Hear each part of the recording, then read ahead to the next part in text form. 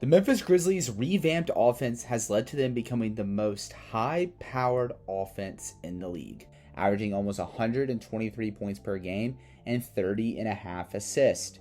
When people think about the Grizzlies' playmaking, it's easy to think about Ja Morant. He's a dazzling playmaker, and he's currently in the top 10 in assists per game at 8.1 assists per game. Or you could think about secondary playmakers like Desmond Bane and Marcus Smart. But it's been a committee effort for the Grizzlies moving the basketball, as 6 players are averaging 3 assists per game this season. There are 3 players that caught my eye, which has led me to this breakdown: Jake LaRavia, Santi Aldama, and Luke Kennard. It became evident when the Grizzlies had to keep things afloat without Ja Morant and Marcus Smart earlier this season. Scottie Pippen Jr. moved into the starting lineup, but they had to operate in a point guard by committee lineup without a true point guard on the floor when he was resting. And it worked. It just started with just how we want to play. I mean, I don't want to say it's like positionless basketball, but we all in our mind has just been kind of taught how to play our type of basketball and stuff. So. And 230 non-garbage time possessions this season, the Grizzlies have a plus 26.1 net rating with this trio on the court. And this is without a traditional point guard. So no Ja Morant, no Scottie Pippen. They generate a blistering 131.3 offensive rating with an effective field goal percentage of 65.1%.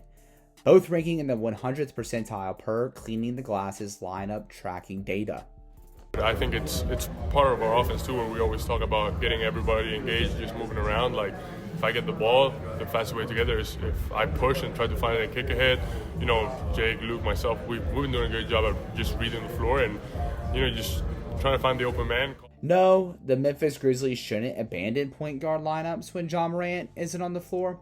However, the playmaking of these 3 players highlight their skill sets beyond perimeter shooting, the team's optionality with a deep roster, and the principles of their new offense.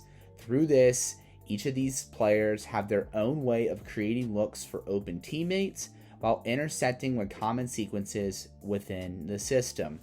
Let's start with 2 players, Santi Aldama and Jake LaRavia. When people think about big playmakers off the bench, some people may think of Boris Diaw from the 2014 championship Spurs team, or Lamar Odom, or former Grizzly Kyle Anderson. Well, the Grizzlies have 2 of them. When looking at players 6'7" or taller that have started fewer than 12 games this season, since the 2019-20 season, Jake LaRavia is 3rd and Santi Aldama is 6th in assists per game.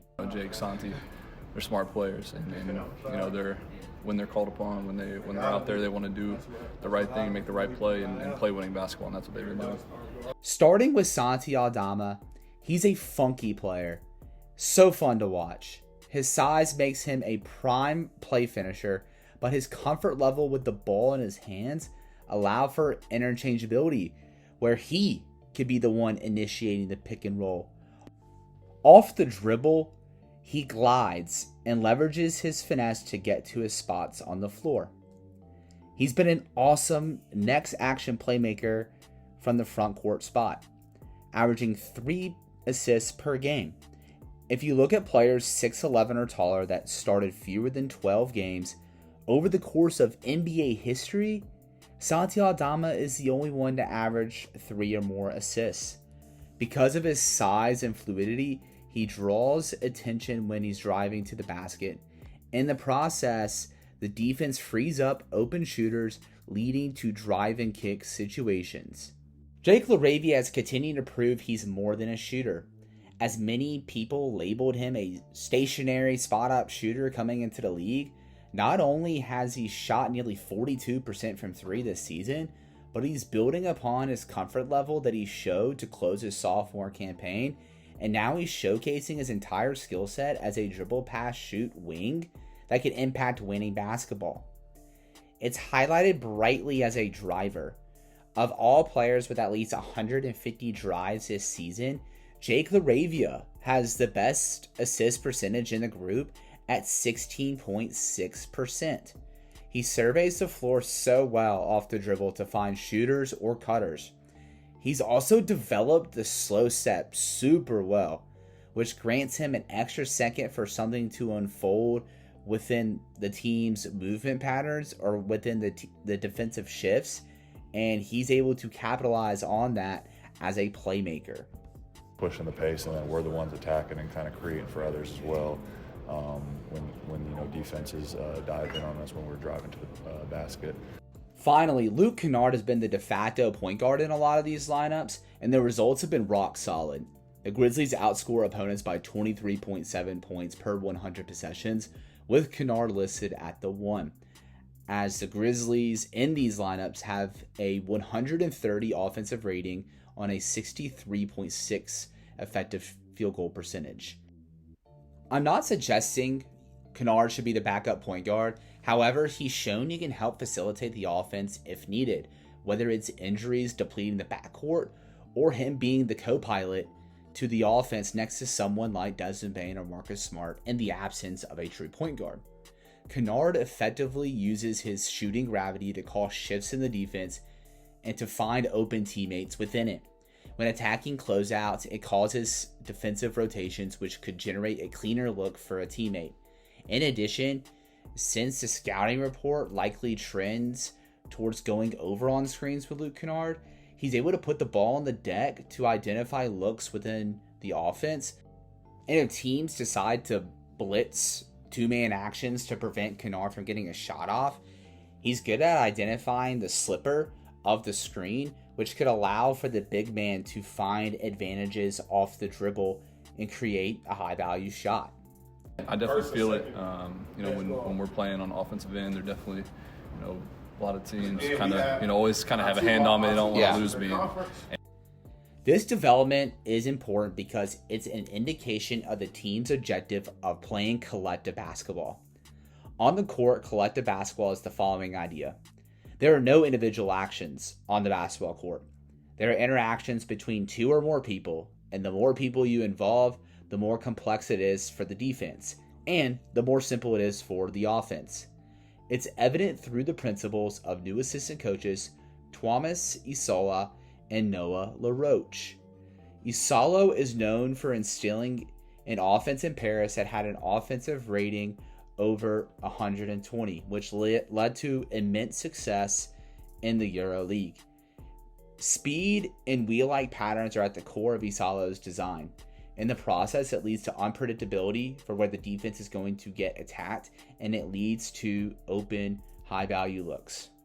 With LaRoche, chasing space is essential for his philosophy, as his system does not involve many or any pick and rolls.